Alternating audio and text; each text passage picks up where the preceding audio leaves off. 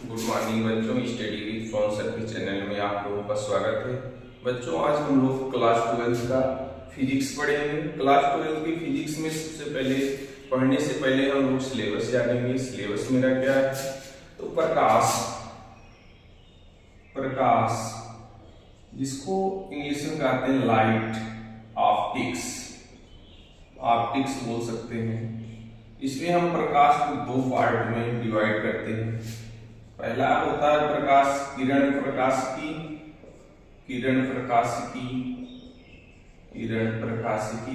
जिसको इंग्लिश में बच्चों बोलते हैं ऑप्टिक्स रे। और दूसरा प्रकार होता है इसका तरंग प्रकाशिकी, जिसको इंग्लिश में बच्चों कहते हैं वेव ऑप्टिक्स। प्रकाश को हम दो बराबर भागों में डिवाइड करते हैं। पहला किरण प्रकाशिकी, दूसरा तरंग प्रकाशिकी, क्योंकि वैज्ञानिकों ने बताया था कि प्रकाश दो प्रकार से गमन करता है। एक प्रकाश न्यूटन की कणिका का सिद्धांत था कि प्रकाश कणों के रूप में गमन करता है, और हाइगेंस का सिद्धांत था कि प्रकाश तरंग के रूप में गति करता है। तो प्रकाश को हम दो प्रकार से डिवाइड करते हैं, पहला किरण प्रकाशिकी, दूसरा तरंग प्रकाशिकी। अब किरण प्रकाशिकी को हम तीन प्रकार से पढ़ते हैं। पहला परावर्तन के रूप में, दूसरा बच्चों अपवर्तन, और तीसरा प्रकार इसका है वर्ण विक्षेपण। इसी प्रकार हम तरंग प्रकाशिकी को भी तीन प्रकार से पढ़ते हैं। पहला होता है इसका व्यतिकरण, दूसरा बच्चों में विवर्तन, और तीसरा है बच्चों ध्रुवण। एक बार पुनः हम इसको देखेंगे, क्योंकि आप जानते हैं प्रकाश सीधी रेखा में गमन करता है। निर्वात में प्रकाश की चाल 3×10⁸ मीटर/सेकंड होता है। प्रकाश में परावर्तन का गुण होता है, प्रकाश में अपवर्तन का गुण होता है, प्रकाश में वर्ण विक्षेपण होता है, प्रकाश में ध्रुवण होता है। तो प्रकाशिकी को हम इंटर के सिलेबस ऑप्टिक्स को 2 टाइप से डिवाइड करते हैं। पहला किरण प्रकाशिकी को तीन प्रकार से डिवाइड किया जाता है। पहला परावर्तन, दूसरा बच्चों अपवर्तन, तीसरा है वर्ण विक्षेपण। और तरंग प्रकाशिकी को भी तीन प्रकार से डिवाइड करते हैं। पहला है व्यतिकरण, दूसरा बच्चों विवर्तन, और तीसरा क्या है? ध्रुवण। तीसरा हमारा है ध्रुवण। न्यूटन ने कणिका का सिद्धांत दिया था। न्यूटन ने बताया था कि प्रकाश कणों के रूप में संचलित होता है, और हाइगेंस ने बताया था कि प्रकाश तरंगों के रूप में संचलित होता है।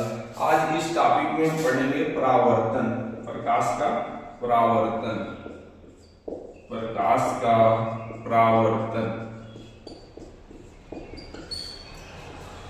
रिफ्लेक्शन ऑफ लाइट, इसको बच्चों इंग्लिश में कहते हैं रिफ्लेक्शन ऑफ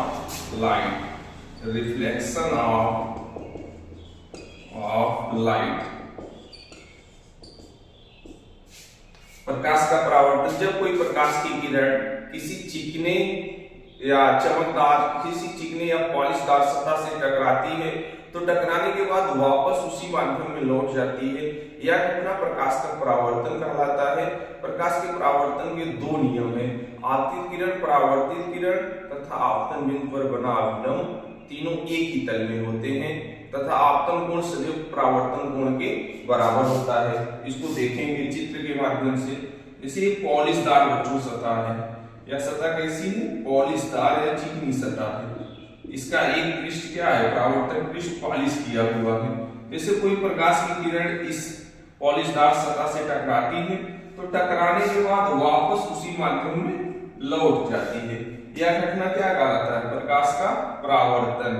मान लीजिए n डैश क्या है? अभिलंब है। क्या है? अभिलंब। यह आपतन कोण I है और एक परावर्तन कोण R है। इसको पुनः समझेंगे। जैसे जब कोई प्रकाश की किरण, मान लीजिए प्रकाश की किरण आ रही, इसको आपतित किरण बोलेंगे। क्या बोलेंगे? आपतित किरण। और जब प्रकाश की आपतित किरण किसी चिकने पृष्ठ से टकराएगी, तो टकराने के बाद वापस उसी माध्यम में लौट जाती है। तो इस किरण को क्या कहते हैं? परावर्तित किरण। परावर्तित किरण, इसको बोलते हैं इंसिडेंट रे। जब कोई प्रकाश की किरण किसी चिकने या पॉलिशदार सतह से टकराती है तो टकराने के बाद वापस उसी माध्यम में लौट जाती है। यह घटना प्रकाश का परावर्तन कहलाता है। इस प्रकाश के परावर्तन के दो नियम हैं। नियम इसका देखेंगे बच्चों। पहला नियम है, जब कोई प्रकाश की किरण आपतित किरण और परावर्तित किरण तथा आपतन बिंदु पर बना विलंब तीनों एक ही तल में होते हैं। दूसरा नियम होता है इसका, आपतन कोण सदैव परावर्तन कोण के बराबर होता है, I बराबर R। धन्यवाद।